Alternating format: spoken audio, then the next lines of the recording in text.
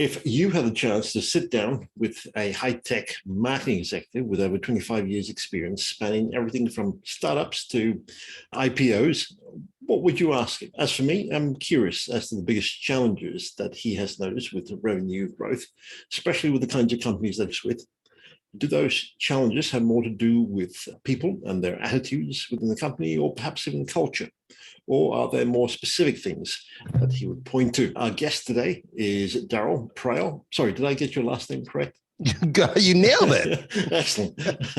Darryl, you're the Chief Marketing Officer for Agorapulse, which is a very well-known social media marketing management tool. You, as I said before, are a high-tech marketing executive with those over 25 years of experience. You've done everything from startups, restarts, consolidations, acquisitions, divestments, and IPOs. Widely quoted in the press, media, including television. I believe you're a guest lecturer as well, public speaker. Yes. I've been on several podcasts as well, been featured in case studies and best-selling books, former recipient of the coveted 40 Under 40 award, held senior executive roles in companies like Sybase, Cognos, now IBM, and what is now Airbus, raised over 50 million in venture funding across multiple organizations and consulted with major organizations or corporations, including Salesforce, SAP, and Nielsen. And I've just touched the tip of the iceberg here. Darryl, I'm curious, what was it about the whole marketing, sales, or revenue growth space that struck a chord with you and enabled you to grow the stellar career of which is what lasted well over 25 years now? That's a good question. I don't know if anybody's ever actually asked me that specific question. I've been asked a lot of questions. There's a couple different answers to it. So by education, I am a computer programmer, or as they say today, systems engineer. So I'm showing my age by using that term, computer programmer. And the challenge I had as a programmer, I did that for, 5 or 6 years. The challenge I had as a programmer was I was getting bored staring at a monitor all day. That was really it. As I got older, I developed ADHD, I think. Not that there's anything wrong with that if you have ADHD. There we go. It can be a good thing. And it was with me. And so I got bored. So I got into sales as a completely different thing. I'm like, I'm bored. I do something else. We'll try sales. Because, when all else fails, you try sales. It's a rule of thumb in life. And did that for a while, went back to coding, and then eventually went to product management, product marketing. And I liked the marketing side and the revenue side because it married my love of technology with my short attention span. So in other words, instead of staring at a monitor all day and looking at how do I solve this one piece of logic, I can actually bounce from a piece of content to an event to a campaign to whatever. And so I like that. I love talking to people. And what I really realized, what I liked about coding, but I liked more about marketing and revenue and sales, was helping people solve problems. And to help them solve problems, it all comes down to getting to know them on a relationship. So you can actually ask them those probing questions about what are the problems they're having, and have you tried this, and have you tried that, and what's the environment you're in, and what are your challenges? Is it financial? Is it people? And then leading them saying, have I got a solution for you? And you do that in marketing, and you do that in just different parts of the funnel. That's all it is. And that's what I enjoy. I enjoy helping people solve issues. And then as I got older, I realized I really liked sharing knowledge with people. And I could be sharing knowledge about my solution, but often it's sharing knowledge about the industry that my solution plays in, which is why as you mentioned, I do teaching as well. I do a lot of mentorship and a lot of community involvement, because it's about passing it on. I think I remember early on in my career I remember distinctly, for example, the very, very first time I went into, as my first job as a national marketing manager, I was at Sybase. I went into an analyst call with the CEO of the company. We're talking to Gartner Group. And he's like, you've done this 1,000 times. Like, absolutely. Of course, I'd never, ever briefed an analyst. And I had no idea what I was doing. And that was like, talk about winging it. And we've all been there in our career where we've been put in a situation where we don't know what we're doing, but we're trying to fake it till we make it. And so if I can pass that knowledge on and help them overcome those challenges, then I do that. So for example, even as a CMO, when I'm helping young CMOs, I'm helping them do things like panic, like how do I build a marketing plan? How do I build a budget? How do I present to the board? I have no idea what to do. How do I talk to investors? Marketing is marketing, whether I'm marketing to my executive team, or I'm marketing to my staff, or I'm marketing to an analyst, or I'm marketing to the public at large. It's all about problem solving. And that's what I like. Would you say that that is also your personal area of strength, or would you say it's something else? Is that my strength? I think my strength is I can weave a good yarn. I can do some storytelling. And because I can do that, and I tend to have energy where I can talk loud and I talk quiet. I've been blessed to develop those skills. So my strength is I have the capacity to engage and get their attention, which is in other words, if you think I'm the most technical marketer in the world, you would be absolutely wrong. But I'm aware of that. And I'm aware of my weaknesses, and I surround myself with staff or consultants or advisors who complement me. But my ability to engage people and connect relationally has really been my strength, which is so funny because people always laugh when I tell them this. I'm an introvert. When I was growing up, I was a loner. I was pathetic, dude. I had no friends, but pathetic in a good, charming way. I was awkward. You have all those childhood things. I was raised in the country. I didn't have a lot of friends in the neighborhood because the neighbor was a mile away. So I think what happened is as a child, you compensate. You learn to compensate for your weaknesses. So I became a student of human behavior so that I could actually connect with people because I didn't know what I was doing.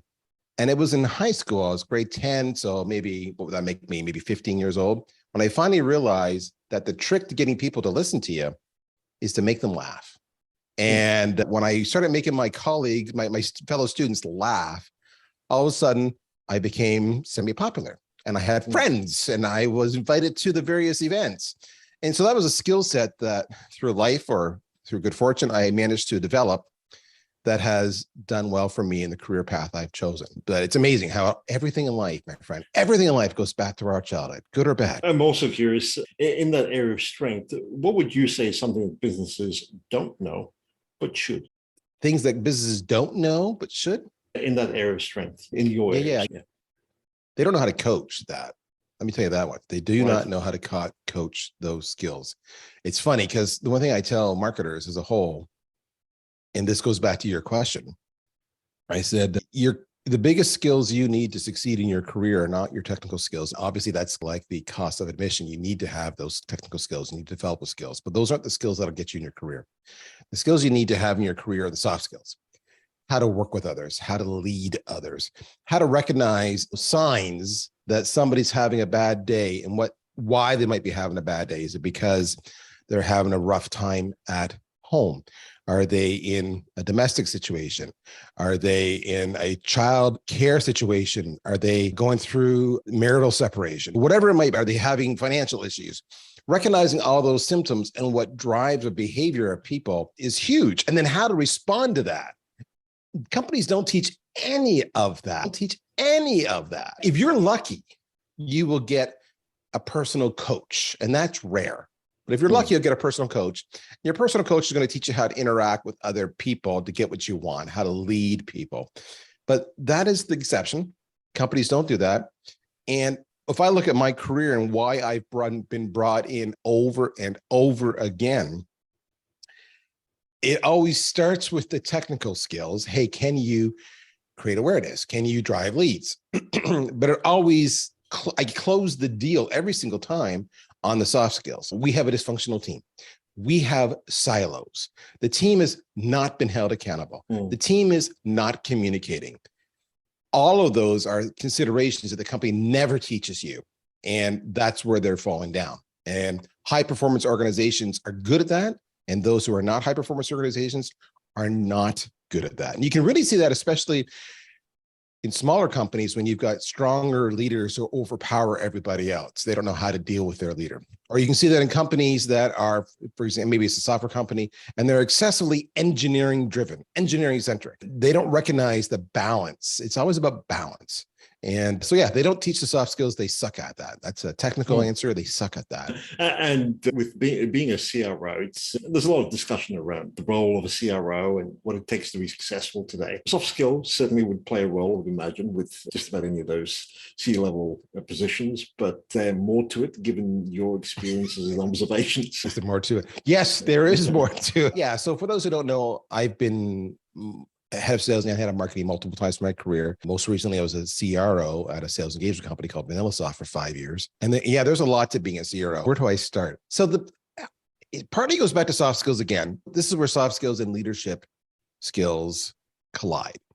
The biggest thing about being a CRO is creating clarity. So for those, again, a CRO would typically own, depends on the organization, they would typically own sales and marketing minimally. To own sales or marketing and customer success. Those are the three. It's all about the revenue. Really, it's from lead to cash to lifetime value with the customer.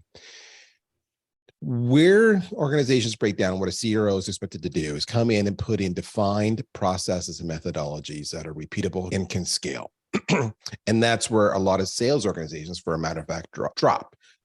Simple things like, what's your sales framework? You go from step 1 to step 2 to step 3 to step 4 to step 5 to step 6, boom, close deal. And are you making sure that your sales reps are doing every single step and that you can't move from step 1 to step 4 instantly? Every step is gated, and you've got the tools in place, and you know the scripts, and you know the objections and the sequences and the messaging, and it complements what marketing's doing. So it's a continuous experience that is consistent from top of the funnel to bottom of the funnel. And I find a lot of sales reps, I always call sales, for example, the island of misfit toys. Oh, I tried marketing, and I tried development, and I tried customer service, and I tried customer success, and I tried support. I sucked at all those. So I'm going into sales. And it truly is the island of misfit toys more times than not. And so you really need to implement the frameworks. That's the first part. The second part is the systems. Third part, and this is the big one, accountability. So you need to communicate your expectations and hold them accountable, which again, those soft skills. And that's where a lot of leaders, as a CRO especially, break down. They do not communicate clear expectations. And then the latter, they do not hold accountable. So what does that mean? Holding accountable isn't chastising somebody. It isn't saying, George, you're still not following our discovery process. You didn't ask the right questions, right? You just can't go from lead to demo. You got to do discovery first. Try harder, George. That doesn't work. George gets 1 or 2 chances, and then George gets fired. And it sounds stupid, or you want to be really thorough. George gets pipped, and then George gets fired. And when I say it that way, and it sounds so cold, a lot of people right now are yelling at me and freaking out and saying, "You heartless bastard." That's not what it is. Because if I did it, I set the expectations. George, you're going to get 3 strikes and you're out, just so you know. And George, it's really simple. You do it this way, or if you don't, that's a strike. And then it's God, strike 1, I told you, strike 2, and then boom, you're gone. Too many people wait way too long to deal with people that affects the performance of the company. And it's just because, and you read this in every single management book out there, whether it's from good to great or books like Attraction or others, they always talk about having the right people in the right places on the bus. That's what that means. That means that if George isn't doing what George is supposed to be doing, he's not the right person. Right. Or George may be great, but George just is not aggressive enough in a sales role. So he's the right person, but in the wrong seat. Maybe he'd be better in a sales engineering role, for example, or a product management role. It's all about that. And that's where people break down. And that's the hardest part of the job. When I talk to my other CRO leaders over and over again, I watch 2 things. I watch them leave that role because they're tired of dealing with people, or leave that role because they're tired of dealing with a CEO or a board who doesn't understand sales, which brings me to the last element of being a good CRO. And this applies to CMO as well, is the ability to communicate up and across and set expectations.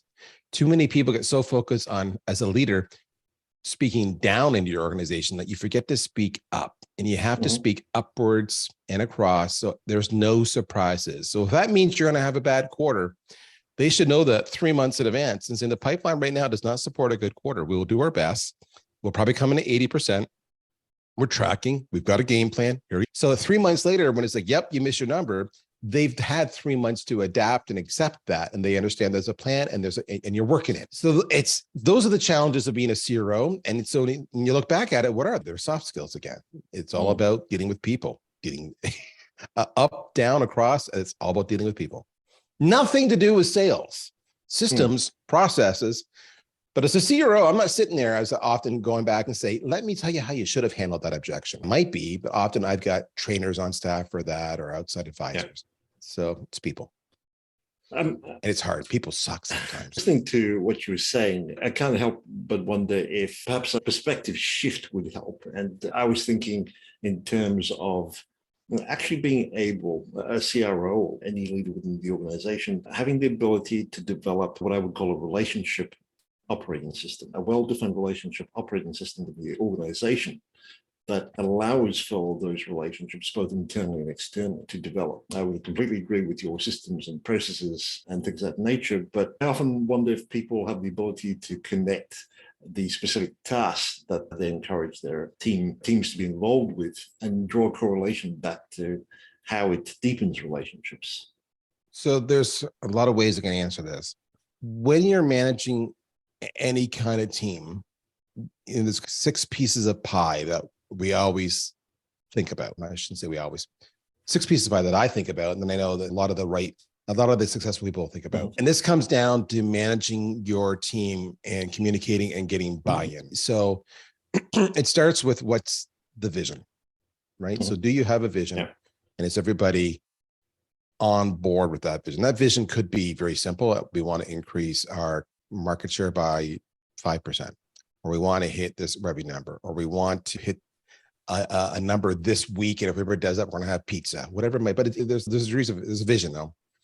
Then it comes down to, we talked about already, do I have the right people? The big thing that people are weak on is the data. Am I measuring everything so I can make sure that I can track how we're doing against the vision, and I communicate that to the people? Because it's hard. You may not like me as a leader, but you can't disagree with a scorecard. You can't disagree with a dashboard and the numbers. So that creates alignment, those 3. So the vision, the data, and the people all work together. Then I talked about already, right? Frameworks, that comes down to processes, and people need to follow the processes. And then it comes down to classic goal setting. You can call it big rocks. You can call it OKRs, right? But it's the whole idea is about making sure that you're getting traction towards major goal and attaining those goals, and that the whole organization, whether it's a sales and marketing organization or the whole company, are together aligned. And then finally, it's recognizing there's going to be issues to come up and dealing with those issues. That's the accountability thing. That's the 6 pieces of pie that we need to get alignment as an organization.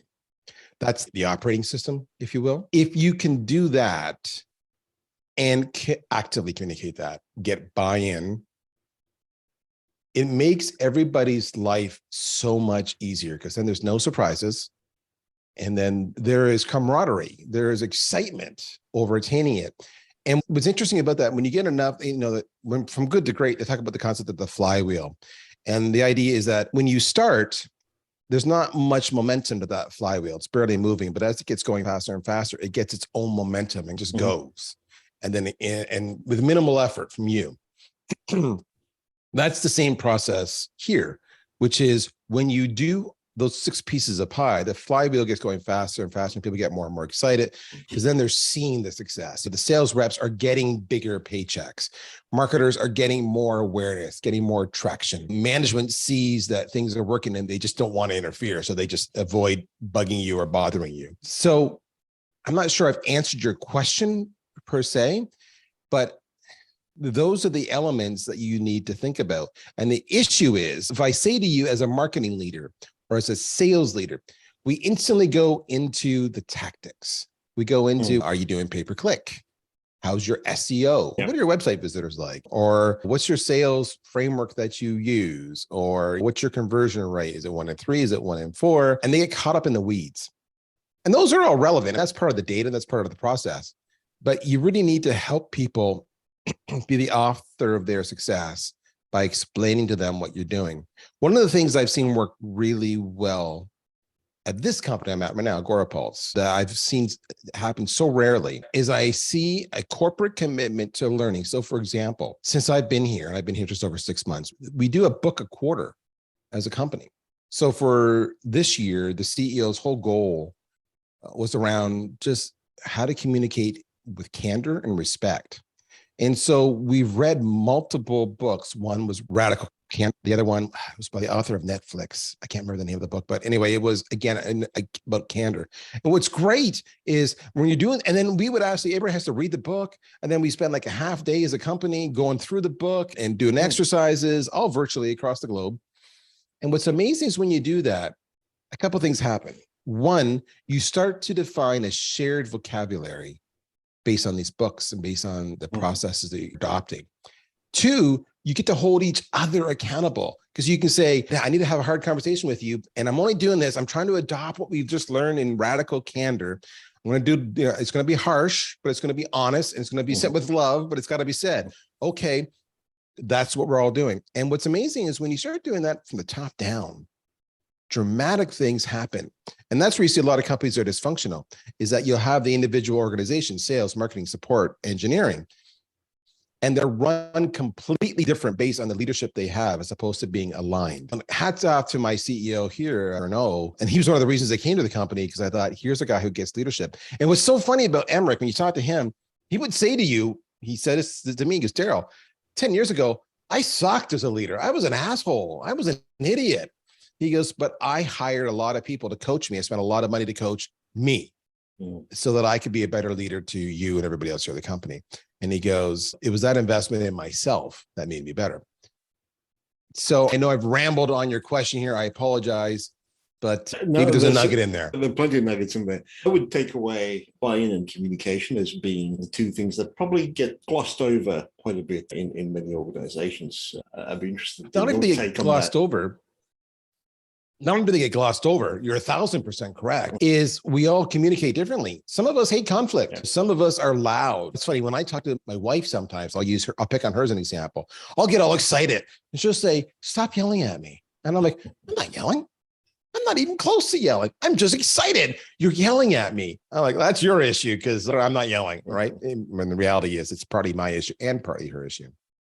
So the thing about communication is, you have to recognize everybody does communicate differently, which is why having a common vocabulary, having a true culture, having expectations, having values. I'll give you a good example the other day.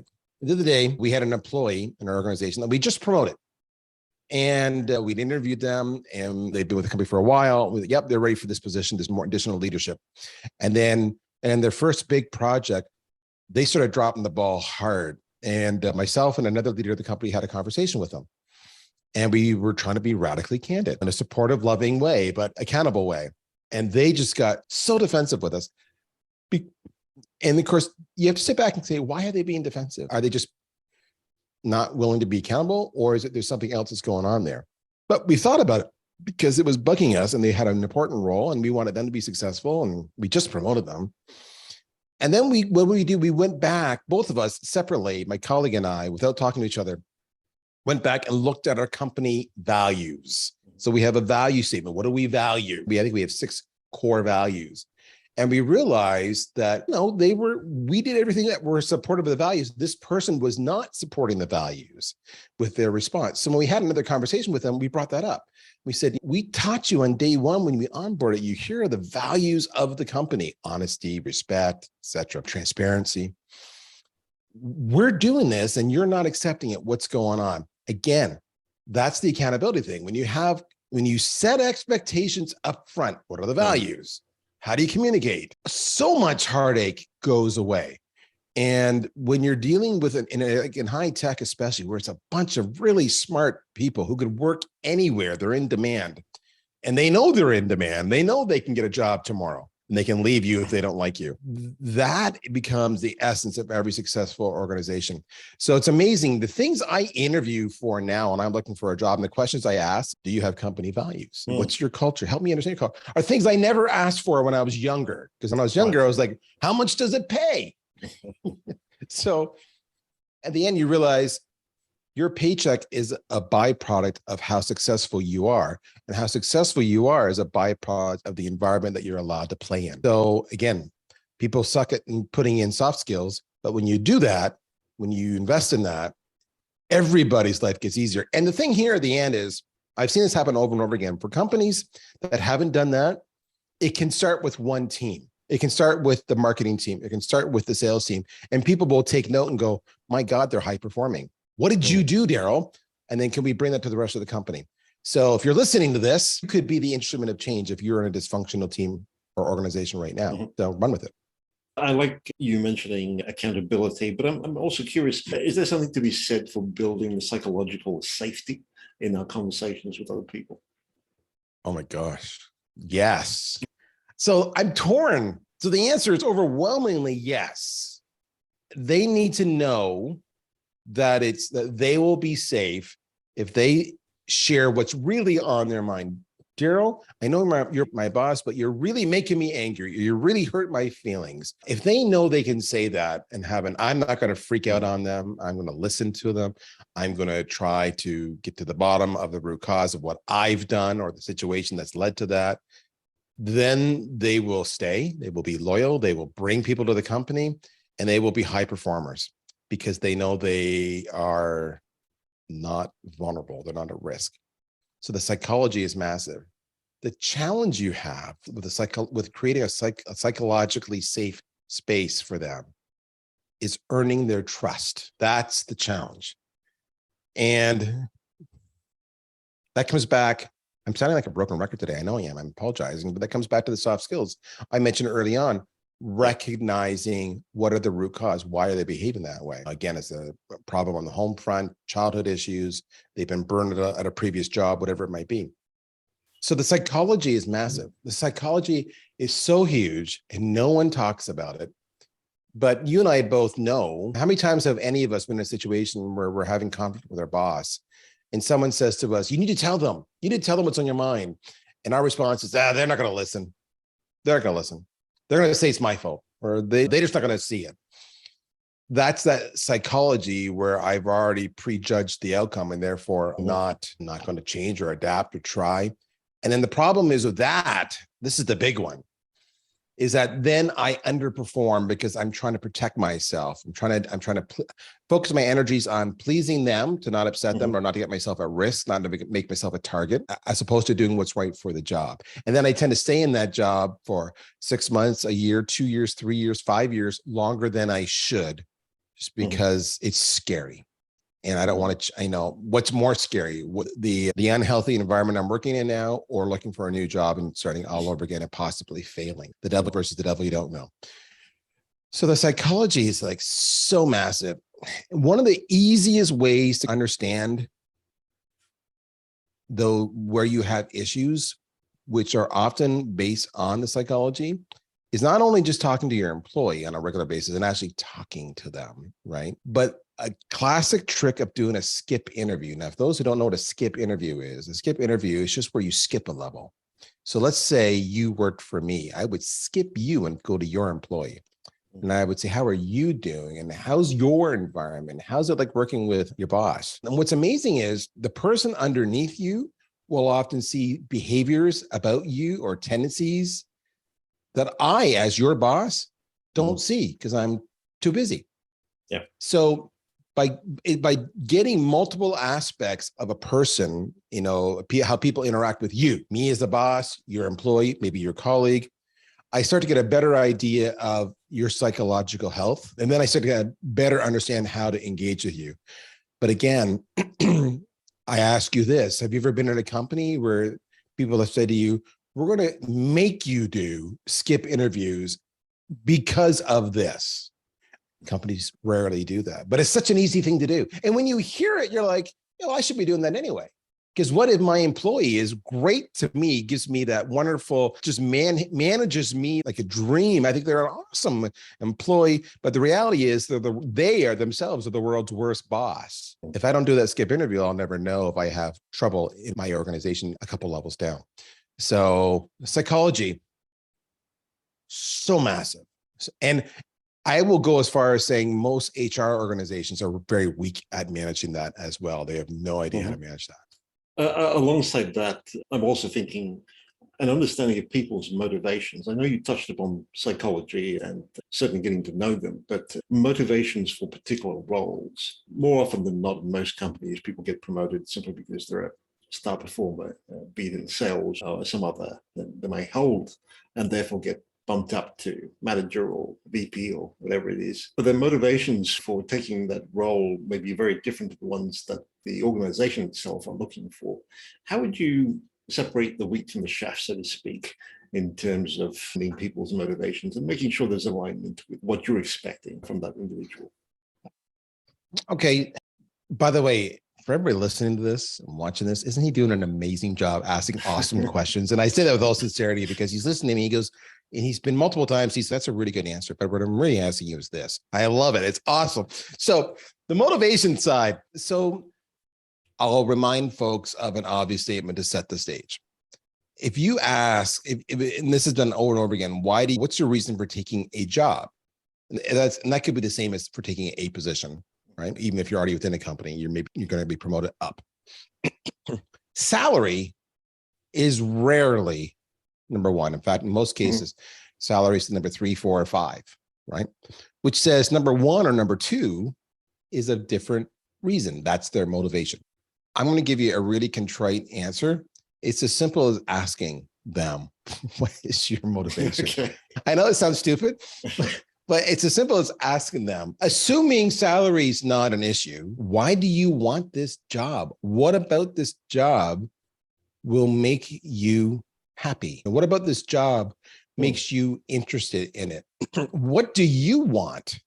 And what outcomes do you want to take place from this job? There's lots of ways you can ask the question. And what you'll learn is amazing. You'll learn lots of things. You'll learn, sometimes it is salary. I need to provide for my family. We're a single income family. I need to provide. That was my motivation early on in my career, because we agreed that my wife and I agreed together that one of us would stay home with our kids when we had them for the first few years. Turns out I made more money than she did. So she was the one staying home. So my motivation was to make more money so we could provide. For a lot of people, the motivation is, I want experience. I want to be a CEO one day, or I want to be an entrepreneur one day. And I know right now where I'm weak is on sales leadership or go to market and marketing. So I need to be in a situation where I have control, I have budget, I have staff, and I need you, Darryl, to mentor me. So that's my motivation. Or often my motivation is I want to work for you specifically. I get that from a number of people over the years. So it's as easy as asking the question and recognizing people make so many mistakes when they assume it's money. It's rarely money. As long as you pay people fairly. I remember taking this job here again at Agorapulse. It was so funny. They were like, okay, let's talk salary. And I'm like, okay, let's talk salary. And they said, did you have a number in mind? And I'm like, here's what I want. And I gave them my motivations. I want not salary, but I want these aspects of my job, A, B, and C. And then I said, as for salary, I said, just go to any salary site where they track all the salaries for my role. And I said, and just give me the median. Just give me the median. I said, that's all I care about. And I said, give me the median. I'm done. I don't want to be greedy. That's all I care about. That'll be a fair number. Away we go. That's so many people. But it's amazing what happens when you ask. How many times have we been in a conversation and at the end of the conversation, you say to the person you're arguing with, I didn't know that. I did not know that. I'm sorry. And their answer is, because you never asked. People will rarely offer up. It's just how we're wired. We're wired to protect ourselves. So getting back to the psychology, it was just why your question was so brilliant. But it's amazing if you simply ask them, they will tell you. It's so hilarious. The other thing you need to know when you're doing that, though, when you're looking at either hiring an employee or promoting an employee, don't be naive. Go and do a little background check and call some past employers so you understand exactly how to manage them. In other words, again, I guess that indirectly gets back to what is their motivation? Why do they get up every day and do their job? Why do they work 12 hours instead of 8 hours? Are they looking for validation and acceptance? That's a motivation. It sounds stupid, but that's a motivation. And I remember, again, when I went for this job, they did 2 things that was really interesting and scary. They did a psychological test on me, of course, which everybody, I don't know about you guys, but I hate them. I've done them multiple times in my career. And they always come back and say, you're really good at A, B, and C, but you suck at 42 things. So they did that.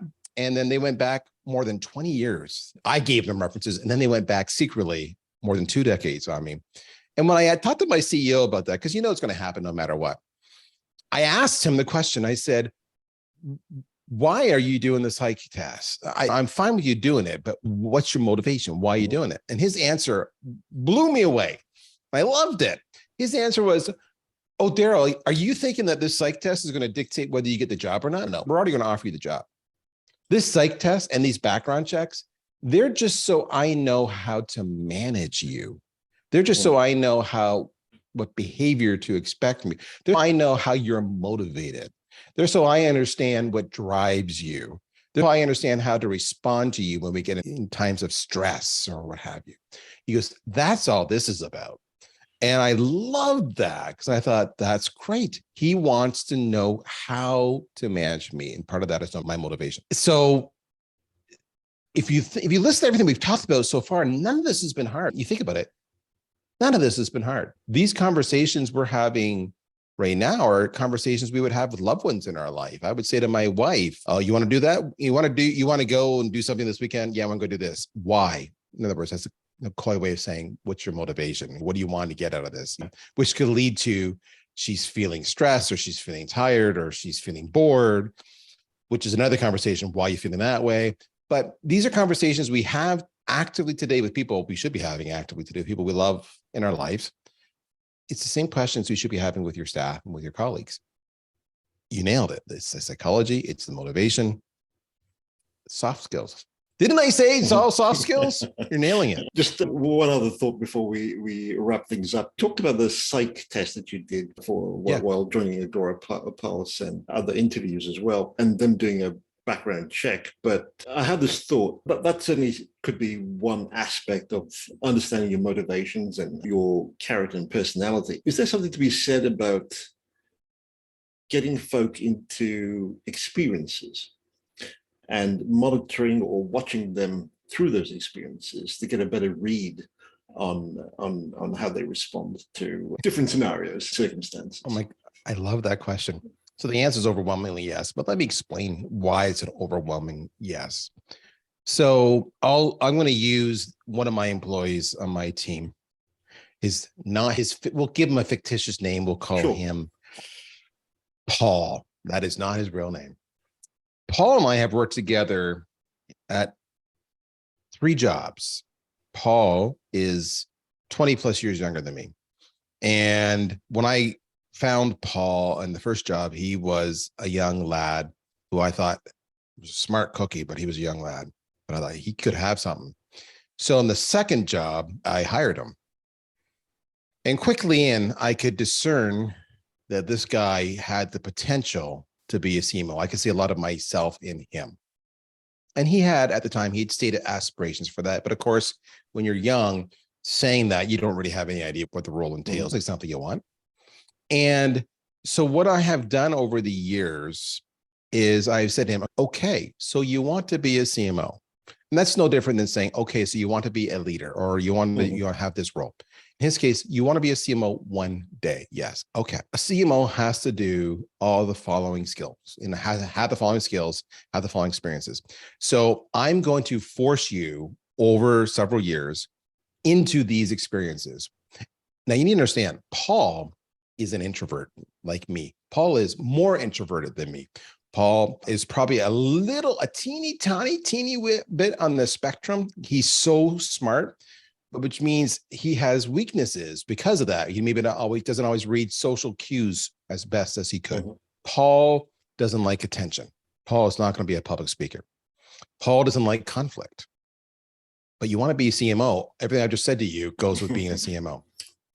So I put him intentionally into all those situations. I said, okay, now you're going to have staff and now you're going to lead them. Let me explain to you what's going to happen. Or I said to him, okay, you've been doing demand gen for a year. I need to grow a RevOps team. And that's all about data and process and systems. You've never built it, but you're smart. You'll figure it out. So I'm going to put you in a RevOps role because as a CMO, you need to know data and process and systems. So you're going to do that now. And he's, I have no experience doing that. I'm scared shitless. And I'm like, I don't care. You're going to do it because you want to be a CMO. And every step of the way, Paul has gone through it, ripped his hair out and become a better person. And now He does public speaking, and now he's a dynamic leader. And now he knows systems at the back of his hand, even though he doesn't do that anymore. The only way your people will grow is when you put them in force them into those experiences that make them uncomfortable. And then you coach them along the way. And a couple things happen. One, they become phenomenally better employees for you because now their understanding goes beyond what they historically have had. They understand, they can now, because their breadth of experiences has gotten bigger because you've given them those experiences. They can relate better to other people on the team. They can be natural leaders. They can make plans that take into consideration the dependencies because they've done those dependencies. But along the way, they're going to be scared and they're going to be frustrated.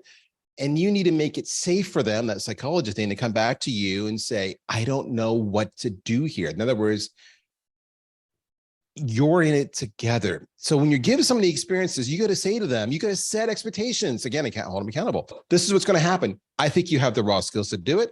I'm going to be here to teach you. I will give you all my time and attention. I will give you advisors. I will give you training, whatever it is we think we need. And I just have one expectation from you, and that is you'll be honest and forthright with me when you're stuck or you need a second opinion. And I will not judge you or fire you because you're showing weakness. Because by the way, a good leader isn't worried about showing weakness. A good leader is worried about getting to successful outcomes, which may mean acknowledging that I don't know what to do here, a sign of weakness. But if you can give me the guidance, I'll follow it. And if it works, I've got a successful outcome. So the experiences thing is huge. And too many of us hire our staff and we just pigeonhole them. We say, oh, you're a copywriter. Okay. And you're going to write copy for the next 3 years. And guess what happens? They get bored and then they leave and they take all that knowledge with them. I was talking to when I came to Agorapulse, we didn't have a video team. So I've hired a whole video team. Elements of video can be fun. You think about it. We're going to go make this cool video. It's going to be on TikTok. It's going to be a product feature. We're going to have all these cool speakers, make cameos. Yay.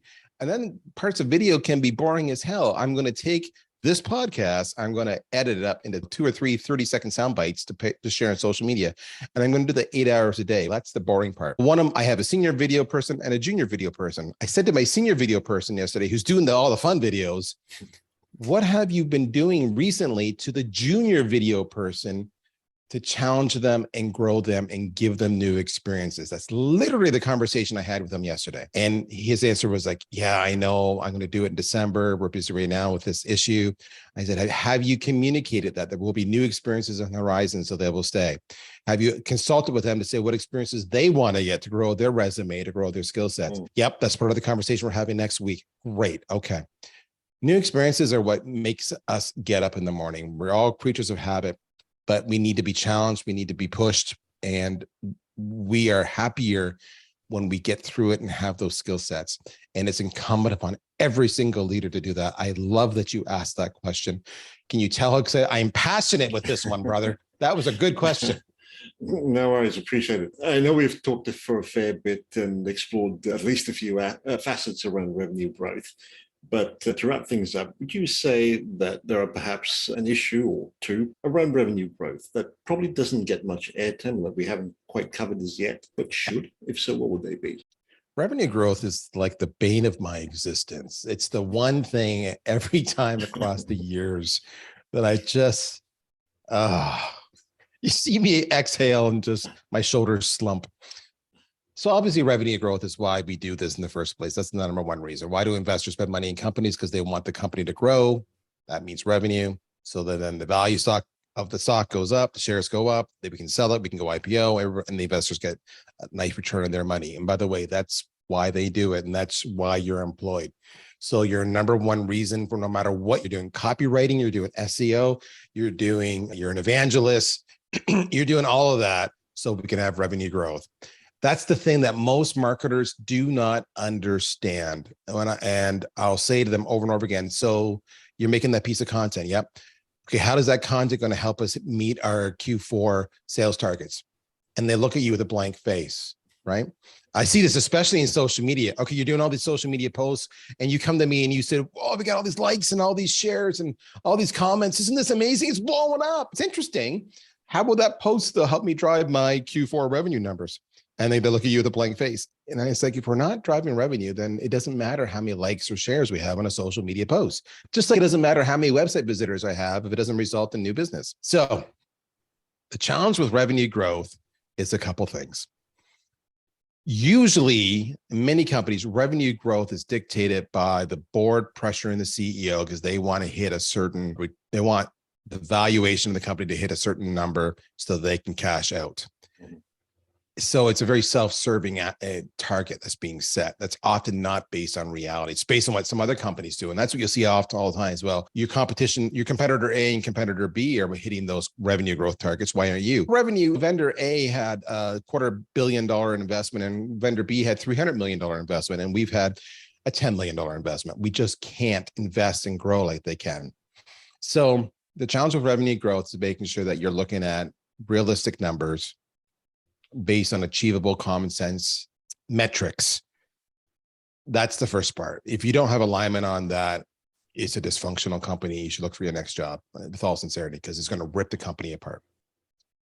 Second thing about revenue growth is making sure that it's core in your organization. So in the conversation I just had with the social media person or the content person, it's reminding them of why they do their job, and that the only metric that truly matters at the end of the day, how it impacts the bottom line. Marketing has dropped the ball here. Sales gets this immensely. Engineering, somewhat. Marketing has dropped the ball. They just get so enamored with their great pieces of content. They don't connect the dots. So you need to make sure you create a culture in your organization where it is everything you're doing is about ROI. So the example I'll use in social media is, can you measure social media ROI? And by the way, over 98% of companies, we've done the stats in this, do not measure social media ROI. And I'm like, oh, that makes no sense. According to Gartner and HubSpot, social media is the #1 channel for investment in this year. And when you're in a tough economic environment, you want to go with channels that cost you little money. Social media costs you little money and generate high return. And most marketers aren't using that as part of their budgeting process, nor do they have it as a line item to track ROI on, but they do on pay-per-click and they do on events, et cetera. So it's a culture of tying it all back, having dashboards and scorecards. It goes back to the data we talked about and the processes we talked about in those 6 pies. And I also believe, and this is going to rock a lot of marketers' worlds, that revenue needs to be, I think, like sales. This is not happening today, but I think it should. Like sales, every marketer needs a variable component in their compensation that is based on, with one of those elements in the variable construct being based on revenue. So they understand that, hey, maybe you're going to get paid $50,000 a year. I'm making simple numbers up, and you have a bonus of $15,000. So total, only $65,000. That $15,000 is of that $15,000. $7,500 is based on us hitting a revenue number. These goals, and the $7,500 can be contributed from other areas. So they understand, and that should be part of monthly, quarterly reviews with your staff. You should be having minimally quarterly, where you're saying, we're not tracking on our revenue numbers. Here's why. Here's how you can affect it. And if you do this, then you'll get that variable compensation. Compensation packages drive behaviors, and no matter what. Even though we all admit compensation may not be my top motivator, it may be number 3, 4, or 5, it still is a motivator. I still want that money if I can get it. So making sure every single person, and that includes engineering, understands that it doesn't matter how cool the features are you've added to the tool. If it doesn't drive revenue, it's irrelevant. So it's a cultural thing. And that's probably the biggest disconnect I see in most organizations. It just usually starts with the CEO and the CFO, and all they do is focus on hammering the sales reps and just the sales reps. And that's wrong. Everybody's in sales, and the revenue targets are massive, but they have to be realistic numbers.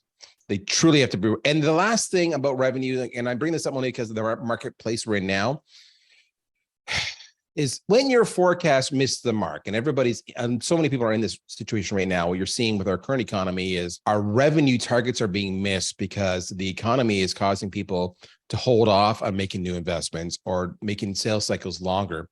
But our expenses still remain the same, which means our losses are bigger than expected because we're not making as much money as we forecasted. When that's happening, you need to be having that conversation company-wide over and over again. I had this conversation with my staff, my direct reports 2 months ago, where I said to them, you need to be prepared. This is happening. We have no plans right now to adjust our spend, but you need to be prepared that if I come to you and say, cut 10% or 15% or 20%, where would you cut? I said, please don't panic. I'm not saying there's going to be layoffs. I'm saying read the tea leaves. You can see what's going on in the marketplace. It's not just us, it's everybody. And you can look at all the past economic downturns. What happens in an economic downturn? There's layoffs, there's cost reductions. It's just about survival. If that happens, are you prepared? So it's getting rid of the fear and out of it and treating it as simply business one-on-one and communicating that across the board. And it's also me telling my other staff saying, if I have to reduce staff and expenses by 10% because of the economic situation, are you one of the 10% who are at risk? If you think you are, what can you do to change that? If you think you are, and you don't think you can change that, do you have a plan B? What do you need from me to make sure you can be successful and not be disrupted in your life, even if it means you may not be with us in the future because of the economic uncertainty? So revenue is why we get up in the morning, and people need to understand that.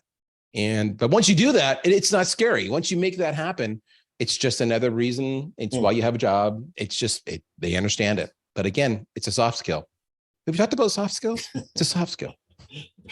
Brilliant. To wrap things up, Darryl, if you were listening to this episode, what would you say would be your top takeaway? Soft skills, apparently. I figured you would say that. No, it's true though. If you listen to what we're talking about, it's about leadership. So I can call it soft skills, or I can give it a completely different name.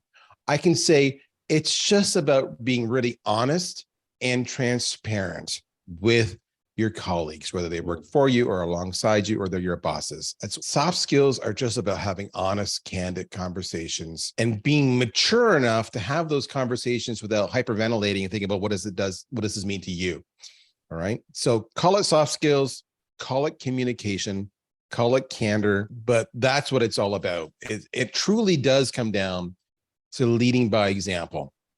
So if you're not good at this because you get so busy, you forget to have those conversations with your employees. Hey, I get it. Be self-aware. Know that you suck at that. And then go book time in your calendar once a month or once a quarter, whatever it might be, to do those skip interviews, to talk to your employees and have those conversations. Because if it's in your calendar and you see it, you're going to go, oh yeah, I got to do that. Okay, no problem. So you're time blocking. So wherever you're weak, soft skills, put it in your calendar. It could be, I need to go and take a course on this soft skill I'm weak in, put it in my calendar. That could be, I need to go and think about, I don't know, whatever soft skills you need. It could be talking to your employees. It could be looking at systems. It could be whatever it might be. If you're weak at it, acknowledge you're weak, be intentional, plan for it. Don't run away from it. Don't avoid it. Excellent.